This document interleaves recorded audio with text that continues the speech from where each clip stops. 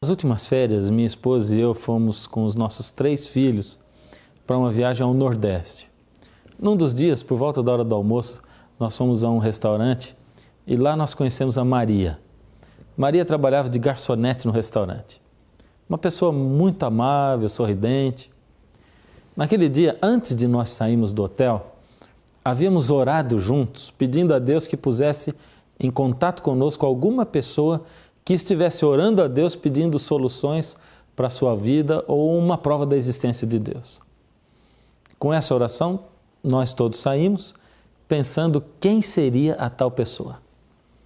Cada um que conversava conosco poderia ser a tal pessoa.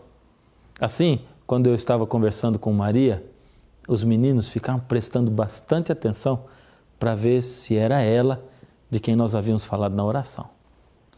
Depois de algum tempo, numa das vindas de Maria até a nossa mesa, eu perguntei se ela era religiosa e ela me disse que não e continuou dizendo: na verdade, eu tenho uma religião, mas tenho até vergonha de dizer porque eu não vou à igreja nunca. Então eu perguntei: mas Maria, você não sente falta da igreja? Não sente falta de Deus, de estar mais próxima dele? E ela me respondeu: olha, eu sinto falta, mas eu não consigo muito acreditar em Deus. Será que Ele existe mesmo? Como é que eu vou acreditar na Bíblia se a televisão mostra que a ciência prova que a Bíblia está errada? A ciência prova que não foi Deus o Criador. Igual a Maria, tem muita gente.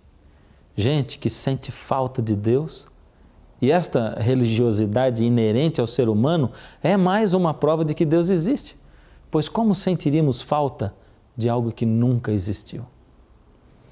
Mas voltando ao assunto, existe muita gente que sente falta de Deus, mas pensa que o que a televisão diz sobre evolucionismo é prova científica e que está provado que não foi Deus quem criou o mundo. Em primeiro lugar, é necessário ressaltar uma grande verdade: evolucionismo não é ciência. Para dizer a verdade, é errado até mesmo chamar o evolucionismo de teoria comprovada. Nos meios científicos, ele nem mesmo pode ser considerado teoria.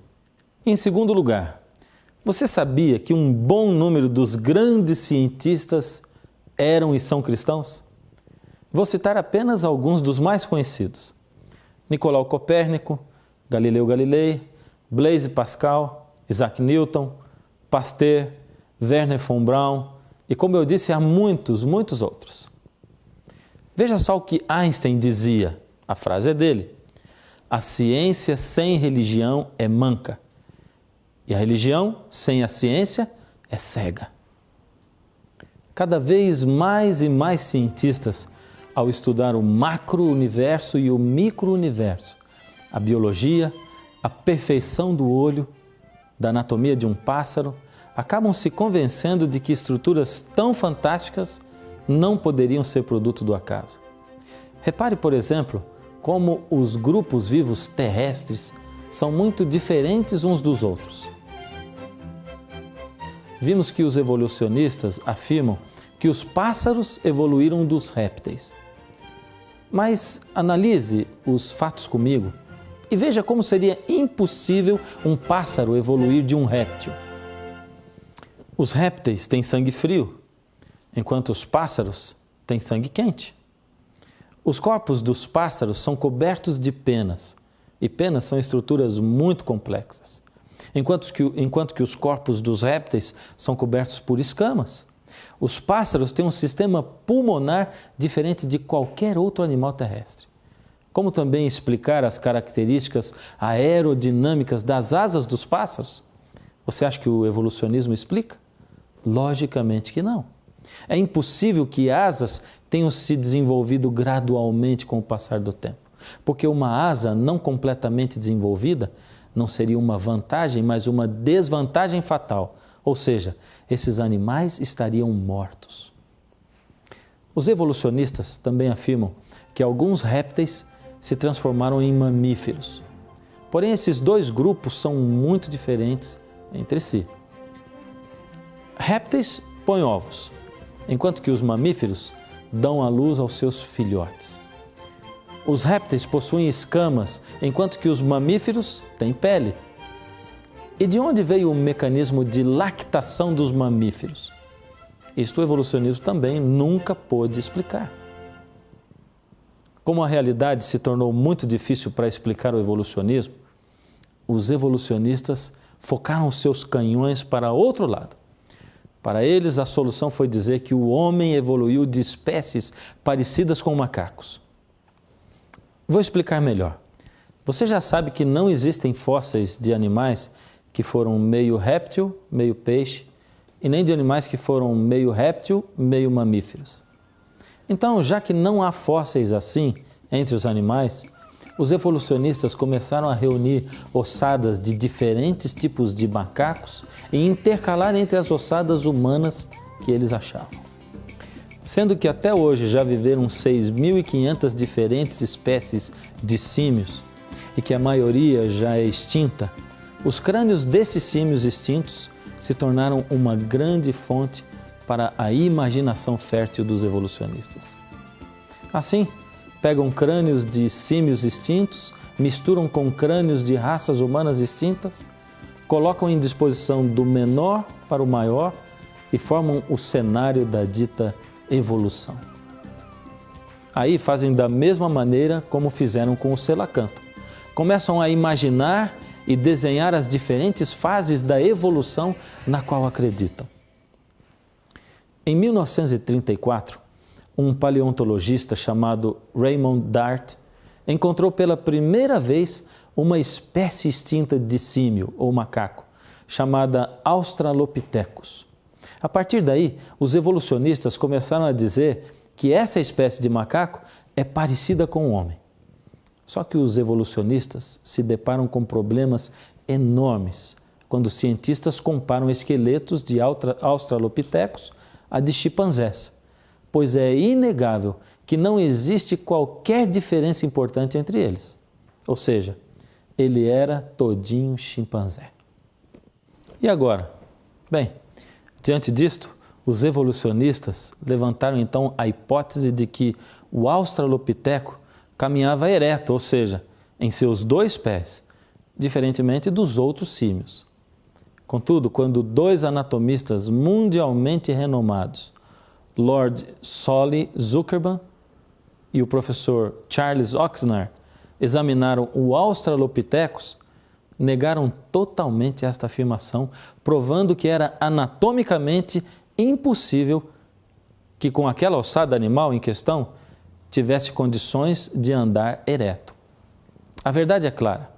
O Australopithecus, tido como ancestral do homem pelos evolucionistas, é apenas uma espécie extinta de símios, de macaco. Existe também uma outra maneira de deturpação da verdade. Ou seja, além de tomar esqueletos de espécies extintas de macacos e nomeá-los como se fossem de homens que viveram há milhões de anos, pegam por outro lado esqueletos de raças extintas de seres humanos. Raças essas que tinham características um pouco diferentes da maioria de nós e dizem que eram de fases intermediárias dessa suposta evolução do homem.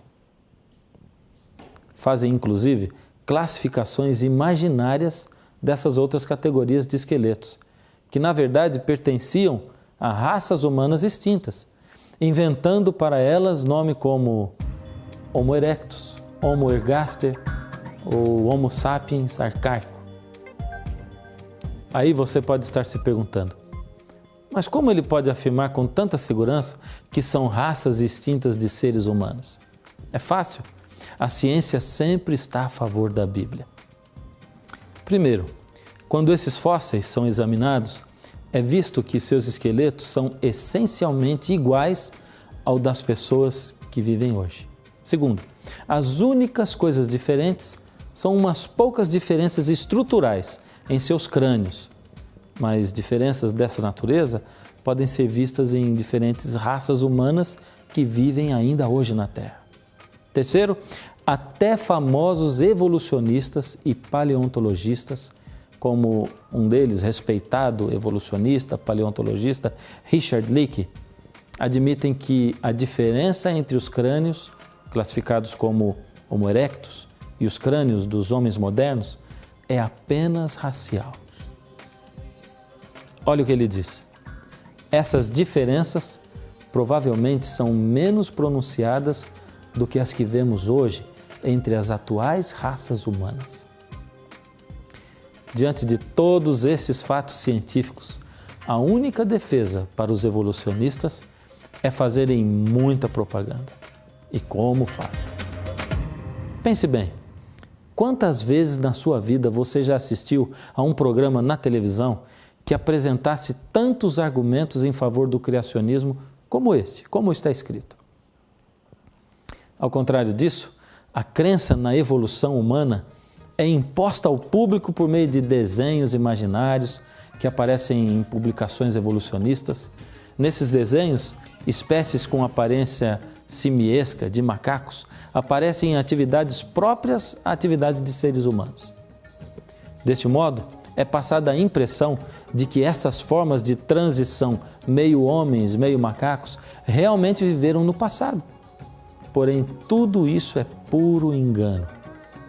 Eu sei que algumas vezes, quando você viu essas reconstituições computadorizadas, você se perguntou: mas será que a ciência evoluiu tanto a ponto de, a partir apenas de ossos de esqueletos, conseguir reconstruir músculos, lábios, pele, nariz, orelhas e até cabelos? E se você já se perguntou isso, saiba a resposta. O cabelo, a pele, o nariz, as orelhas, os lábios e outras características faciais de um ser vivo não podem ser determinadas a partir dos seus restos ósseos, do seu esqueleto. Os evolucionistas modelam os músculos que não deixam vestígio algum nos fósseis. Modelam para favorecer aos propósitos das suas teorias e produzirem reconstruções imaginárias para apresentá-los em congressos. Ernest Rutten, da Universidade Harvard, declara enfaticamente que esses desenhos não têm valor científico nenhum. Logicamente, a grande maioria, a maioria esmagadora dos evolucionistas é de gente sincera, gente que busca a resposta na ciência para suas perguntas interiores. Mas, infelizmente, como em toda parte, há também alguns evolucionistas sem escrúpulos, que se envolvem não apenas com desenhos e modelos enganosos, mas que algumas vezes cometem fraudes terríveis, que poderiam ser classificadas até como crime de falsificação. Você gostaria de conhecer duas dessas fraudes produzidas por evolucionistas sem escrúpulos, que forjaram provas falsas apenas com a vontade de conseguirem fama e glória? A primeira e mais famosa dessas fraudes é o fóssil de Piltdown, apresentado na Inglaterra ainda em 1912 por um evolucionista chamado Charles Dawson. Esse fóssil foi apresentado como a forma de transição mais importante entre o macaco e o homem e foi exibido em museus por mais de 30 anos. Dá para imaginar? Durante mais de 30 anos, quantas pessoas foram enganadas, pensando que tinham uma evidência de um elo perdido e de que não existe mesmo um Criador. Então, e só então, após 30 anos, peritos reexaminaram o fóssil no ano de 1949 e descobriram que ele era uma fraude produzida. Produziram a fraude juntando uma mandíbula de orangotango a restos de um crânio humano. Foi uma vergonha, um tremendo fiasco. Mas como eu disse que apresentaria duas fraudes de evolucionistas, aí vai a segunda. Essa segunda fraude evolucionista foi o homem de Nebraska. Imagine que em 1922 foi encontrado um dente fóssil. Aí, a partir desse dente, fizeram desenhos imaginários, reconstituíram, segundo a sua imaginação, como era este homem que, segundo eles, pertencia a uma fase de transição da suposta evolução do homem. Nessa época, os evolucionistas não se esqueceram de dar a ele até um nome latino. Ele foi o Hesperopithecus haroldkukki, tudo a partir de um dente fóssil encontrado e que havia sido a fonte de inspiração para o tal homem de Nebraska. Foi o maior vexame quando aconteceu que estudos acurados do dente revelaram que, na verdade, ele pertencia a um porco selvagem. Muitos outros crânios fósseis foram apresentados como grande evidência a favor da evolução, mas foram fracassando um a um. Veja só, o homem de Neandertal, apresentado como evidência em 1856, foi retirado logo em 1960. O homem de Piltdown, apresentado como evidência em 1912, foi retirado em 1953. O Zinjantropo é apresentado como evidência em 1959 e retirado em 1960. O Ramapiteco, apresentado como evidência em 1964, foi logo retirado em 1979. E mesmo assim, estes crânios ainda são muitas vezes maldosamente apresentados para o público através da mídia em alguns livros, textos evolucionistas, como se fossem fatos científicos. Como você vê, nós todos temos muitos motivos para duvidar de tudo isso que é apresentado com alarde pela mídia, como sendo evidência científica da evolução.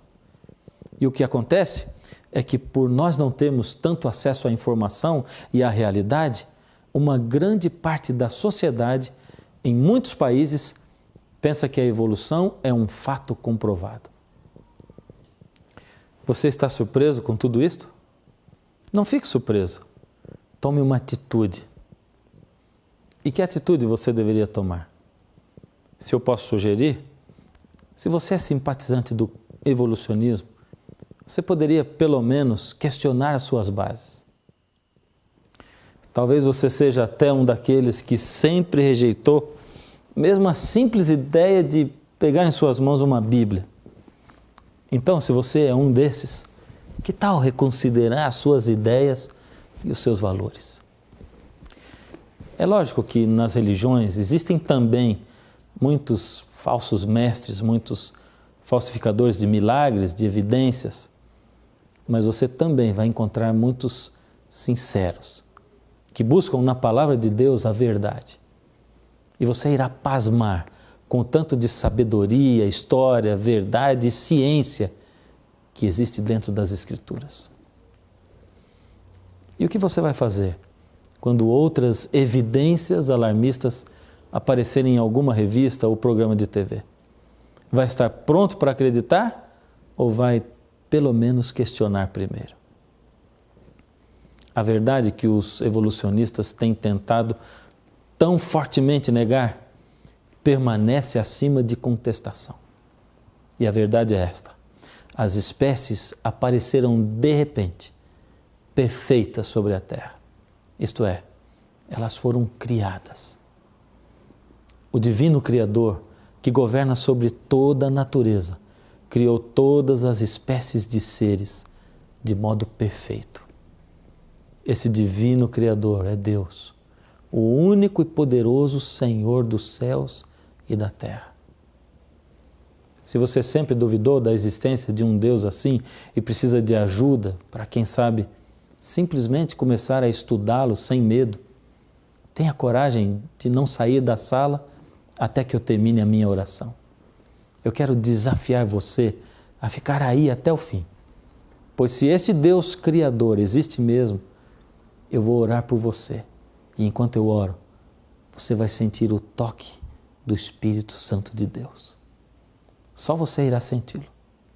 E quando você sentir, saberá que Deus realmente está convidando você para conversar. Então tome coragem, faça contato conosco e nós iremos ajudá-lo a estudar a Bíblia. Lembre-se, Deus não quer trocar nada com você. Ele quer 1000 vezes mais o seu coração do que o seu dinheiro. Ele quer contar a você os segredos da criação e da vida eterna. Jesus é esse Deus Criador que entende tudo sobre você. Ele quer ter um relacionamento pessoal com você. É Ele quem diz aqui em Apocalipse, no capítulo 3, o verso 20. Apocalipse 3, 20. Eis que estou à porta e bato. Se alguém ouvir a minha voz e abrir a porta, entrarei em sua casa e cearei com ele, e ele comigo. Deus tem um plano em cada criatura, aos astros Ele dá o céu, a cada rio Ele dá o leito e um caminho para mim traçou. A minha vida eu entrego a Deus, pois o seu Filho entregou por mim. Não importa onde for, seguirei meu Senhor, sobre terra ou mar, onde Deus mandar, irei.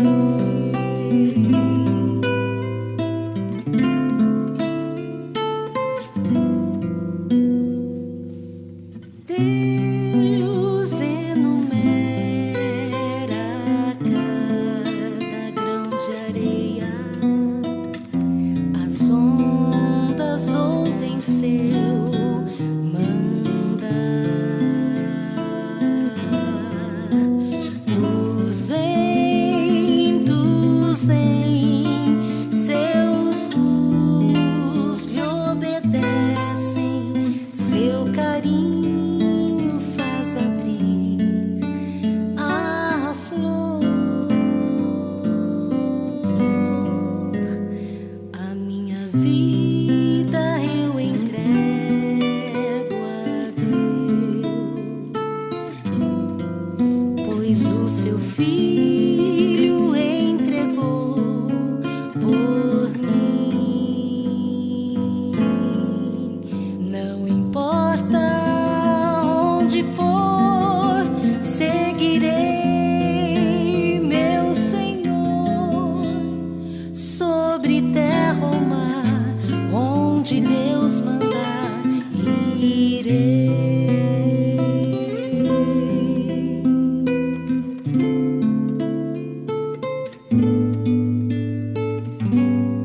Em seu querer encontro paz na vida e bênçãos que jamais senti. Embora venham lutas e tristezas, tenho fé que Deus me guiará. A minha vida eu entrego a Deus, pois o seu Filho entregou por mim. Não importa onde for, seguirei meu Senhor, sobre terra ou mar, onde Deus mandar, irei.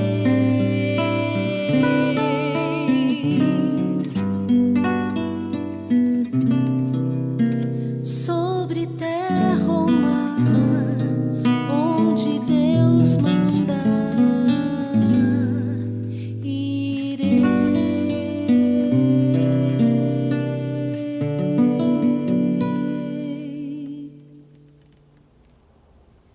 Agora é um momento especial. de nós orarmos a Deus. Incline a sua fronte. Senhor Deus, com certeza o Senhor está nesse momento falando com corações que durante muito tempo foram corações de pedra. Mas são corações sinceros, porque são pessoas que ainda permaneceram diante da sua presença. Nunca antes, Senhor, tinham sentido o toque do seu Santo Espírito, mas nesse momento, Senhor, sentem tremer a sua alma diante do Deus Criador do Universo. Ainda não têm certeza se o Senhor existe mesmo, mas agora, pela primeira vez, estão sentindo o seu toque, um chamado a conhecê-lo melhor. Por favor, Senhor, intensifique esse toque maravilhoso até que eles comecem a conhecê-lo e que possam, Senhor, conhecer também as maravilhas da vida eterna e do Evangelho eterno que o Senhor nos tem trazido. Permanece com os seus filhos, Senhor. Revigora essas almas. Em nome de Jesus. Amém. Mais uma vez, o Está Escrito chegou ao fim. Mas nós vamos ficar aqui esperando por você até o próximo programa. E não se esqueça, está escrito: nem só de pão viverá o homem, mas de toda palavra que sai da boca de Deus. Deus tem um plano em cada criatura, aos astros